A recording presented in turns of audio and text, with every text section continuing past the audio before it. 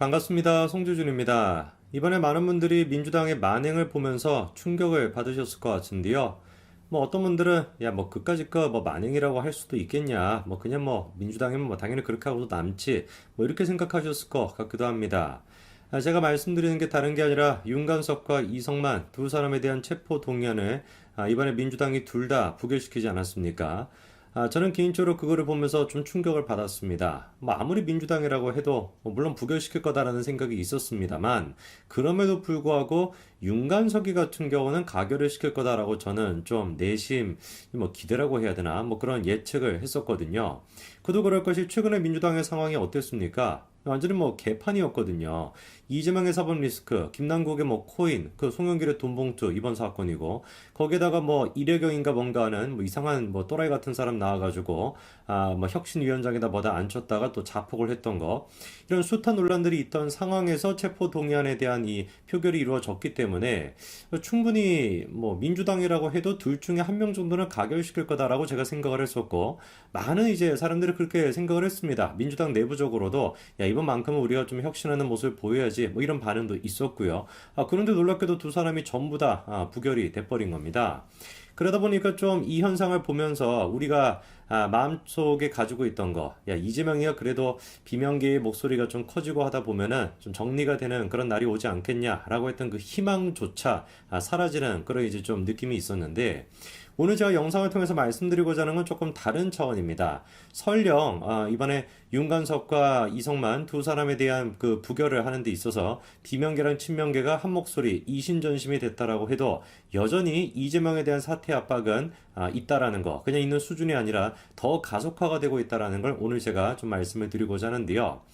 일단 분명히 사실이었습니다. 이번에 방탄을 할 때만큼은 친명과 비명이 없었다는 거. 특히나 이제 뭐 한동훈 장관을 또다시 들먹거리는 거는 여전히 민주당의 버릇이라고 볼 수가 있겠죠.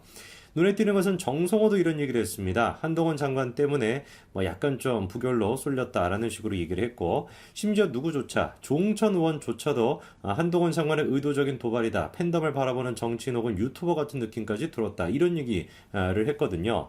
정성호 같은 경우는 친명계의 좌장이다라는 평가가 있었습니다만 예전부터 이제 이재명과 좀 선을 긋고 손절하는 듯한 분위기가 있었고요. 조홍천 의원 같은 경우는 미스터 쓴소리라고 하는 별명이 있을 만큼 민주당에서 소신 발언을 많이 해왔던 사람 아닙니까? 근데 그 조홍천조차 그리고 또 정성호조차 한동훈 장관을 들먹거리면서 이번에 부결이 된 게 한동훈 장관 때문이다. 이런 지금 말도 안 되는 헛소리, 도로 이제 민주당으로 돌아가고 있는 그런 느낌인데 왜 그럴까? 이게 정말로 조홍천이나 뭐 정성호 같은 사람이 다시 뭐 이재명을 보호하기 위해서 택도 없는 소리겠죠. 진짜 이유는 뭐겠습니까? 두 사람이 가결이 되면 민주당의 본인 스스로 또한 마찬가지로 가결이 될 가능성이 높아지기 때문이다. 이거 말고는 없습니다. 특히나 이번에 어떤 내용이 적시가 되어 있었습니까? 경쟁 후보 캠프에서 자당 국회의원들을 상대로 금품을 제공하며 지지를 호소하고 있다는 정보를 입수했다. 이런 내용이 들어가 있었는데 저기서 얘기하는 경쟁 후보 캠프라는 게 어디를 얘기하는 겁니까? 홍영표 의원 캠프를 얘기하는 것인데 사실상 그러면은 뭐 조홍천이 또한 마찬가지로 돈을 받았을 가능성을 우리가 완벽하게 배제할 수는 없겠죠. 홍영표 같은 경우는 친문 쪽에 있던 사람이다 보니까 한마디로 얘기해서 그냥 돈봉투 사건 같은 경우는 이재명계만의 문제가 아니라 친문이 됐거나 비명이 됐거나 그냥 민주당 전체의 문제였던 것이고, 그러니까 뭐 한두 사람 가지고는 정리가 안 되고 지금 뭐 20명 가까이 있다는 얘기도 나오지 않았습니까? 이 20명이나 30명 가까이 되는 사람들이 이번에 이제 그 이성만이나 뭐 이런 인간들이 들어가게 된다면 그 다음 차례는 자기다라는 생각이 드니까 그래가지고 이번에 부결을 시킨 것이지 이재명을 지키기 위해서 그거는 택도 없는 소리입니다. 그거를 이제 잘 보여주는 게 뭐냐면 정성호와 동시에 이런 얘기도 했어요. 이재명 싱하이밍 배팅 발언에 대해서 지적을 할 수가 있었어야 된다라고 하면서 친명계에서 첫 자성의 목소리가 나왔다. 이렇게 이제 기사가 나오고 있죠. 여기서 근데 눈에 띄는 게 뭐냐면 물론 이제 뭐 정성호가 이재명도 그 자리에서 문제점을 지적했어야 하지 않나라는 아쉬움도 있다. 뭐 이런 얘기를 하고 있습니다만 눈에 띄는 거는 저 발언이 언제 나왔다라는 거 13일에 나왔다라는 겁니다. 한마디로 그러니까 정성호가 한동훈 장관 때문에 두 사람이 뭐 부결이 됐다라고 했던 그 헛소리를 했던 날, 그날 동시에 어떤 발언까지 같이 나온 거예요? 친명계 쪽에서 처음으로 비판의 목소리가 나왔다에 개의 주인공이 동시에 정성호가 됐다는 겁니다. 이게 보여주는 게 뭐겠습니까? 애당초 이제 두 사람을 부결시켰던 이유 자체가 이재명을 위한 것은 아니다. 기본적인 지금 화살의 방향은 이재명을 향하고 있다라는 걸 잘 보여주는 거겠죠. 그리고 제가 이번에 정성호의 발언을 보면서 눈에 띄었던 게 한 가지가 더 있는데요. 정성호가 또 이런 얘기를 합니다. 시흥대사가 과거에도 굉장히 과격한 발언들을 많이 했었다며 이재명 측이 그런 점을 염두에 뒀어야 한다 이런 얘기를 하거든요. 저 얘기는 바꿔 얘기해서 뭐겠습니까? 이번에 이재명이가 후쿠시마 처리수 그거에 대해서 선동하기 위해서 싱하이밍을 만나러 갔던 거 관저까지 쫄래쫄래 따라가가지고 아련하고 뭐 머리를 막 조아리고 했던 이런 굴욕적인 모습이 연출이 됐던 거 그거에 사실상 누가 연관돼 있지는 않다라는 거예요. 정성호가 연관돼 있지 않다라는 것이죠. 이재명 대표 측이 그렇게 할 수 있었어야 된다라는 건 이재명의 측근이라고 할 수 있는 사람들 뭐 누가 있으려나요? 뭐 장경태가 있으려나요? 뭐 그런 사람들이 주도해가지고 이번에 싱하임을 만나는 것을 결정을 했다라는 뜻으로 우리가 볼 수가 있겠죠. 애당초 이번에 가는 거에 대해서 정성호는 몰랐을 가능성이 있다라는 겁니다. 그러니까 제가 보기에는 뭐 정성호를 이제 더 이상 친명계 좌장이다 보다 이렇게 불러서는 안 될 것 같아요. 이미 이재명의 눈밖에 났다. 이렇게 이제 보는 게 맞을 것 같습니다. 그리고 이제 또 우리가 눈에 띄는 게 그날 이 표결이 있던 날입니다. 그때 이제 의총에서 이재명이 사퇴해야 된다 이런 목소리까지 공개적으로 나왔다라고 하고 친명계는 뭐 그만하라라고 뭐 야유를 보냈다라고 하는데 어떤 내용인지를 좀 보니까요.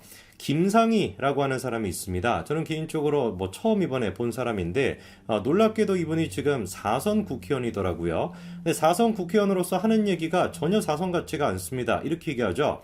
언론에 나가서 당대표 사퇴를 운운하는 건 경솔하고 무책임하다 라면서 이재명이 대여투쟁을 위해 단식이라도 해야 한다 이런 진짜 시대착오적인 모습을 보여주고 있습니다. 뭐 단식뿐만 아니라 뭐 삭발도 하자라고 얘기하시지 그러세요. 완전 운동권에서 보여줄 법한 그런 식의 마인드를 가지고 어떻게 사선하고 있는지 모르겠는데 보니까 지금 이게 어딥니까? 경기도 부천시 부천시에 계시는 분 계시죠? 댓글로 좀 남겨주시기 바랍니다. 부천시 그 주민분들이 이 김상희라고 하는 사람을 어떻게 생각하는지 제가 보기에는 안민석급으로 약간 좀 맛이 가 있다는 생각이 드는데 어쨌거나 부천에서 지금 사선을 하고 있는 김상희가 저렇게 헛소리를 했고요. 그 얘기를 듣고 있더니 이제 서른이 나서가지고 반박을 했습니다. 참고로 서른은 5선이죠. 서른이 어떤 얘기를 하는지를 보니까 이재명이 이 시점에서 사퇴하는 게 상식적으로 맞는 얘기라는 거죠. 이재명이 앞으로 10년, 20년 정치를 하기 위해서라도 지금은 당대표직에서 물러나는 게 맞는 판단이다. 이렇게 얘기하는데 제가 보기에는 뭐 맞는 얘기인 것 같습니다. 10년, 20년 동안 정치를 하는 것이 아니라 10년, 20년 뒤에 정치를 하기 위해서라도 지금 당대표직을 내려놓는 게 맞겠죠. 왜? 지금 당대표직을 내려놔야 바로 구속이 되고 그럼 뭐 10년, 20년 뭐 어느 정도 좀 썩고 난 뒤에 그리고 난 뒤에서야 뭐 정치를 할 수 있지 않겠습니까? 근데 보니까 지금 뭐 검찰의 혐의로만 따져봤었을 때는 아니네 한 10년, 20년 뒤가 아니라 다음 생애에서 천국 갈 수 있으려나? 모르겠다. 어쨌거나 다음 생애에서 아마 정치를 하셔야 되지 않을까 싶습니다. 그 다음에 이번에 의총에서 뭐 저렇게 이제 서른이 공개적으로 사퇴해야 된다라고 뭐 얘기가 나오고 친명계 쪽에서는 또 이제 나와가지고 막 야유하고 뭐 이렇게 막 난장판이 됐었는데 그 과정에서 결정이 된 게 한 가지가 있습니다. 그게 뭐냐면은 당대표나 원내대표나 최고위원이나 사무총장, 정책위의장 등 주요 당직자들과 장관 이상 고위 정무직 인사는 상임위원장을 맡지 않도록 하는 원칙을 이번에 정했거든요. 저거는 이제 딱 정확하게 누구를 겨냥하고 있는 거예요? 그렇죠. 정청래를 겨냥하고 있는 거 아니겠습니까? 최고위원임에도 불구하고 끝까지 이제 무슨 뭐 행안위원장직을 맡겠다라고 고수를 하면서 박강원에 대한 공개적인 저격까지 했던 게 바로 정청래인데 뭐 그때도 이제 뭐 이재명까지 거들먹거리면서 그렇게 얘기를 했었죠. 결국에 이번에는 이제 의총을 통해 가지고 정청래가 행안위원장을 맡지 못하게끔 그렇게 결정이 됐습니다. 그거에 대해서 정청래가 보이는 반응은 뭐냐? 놀라울 정도로 순종적인 모습을 보여주고 있습니다. 선당 후사다, 승복하겠다 이런 반응을 보였죠. 왜 도대체 정청래가 그렇게 길길이 날뛰다가 갑자기 저렇게 순한 양이 돼가지고 뭐 선당 후사를 하겠다, 승복하겠다 이러겠습니까? 제가 보기에는 모종의 이제 어떤 거래가 있었을 거라고 봐요.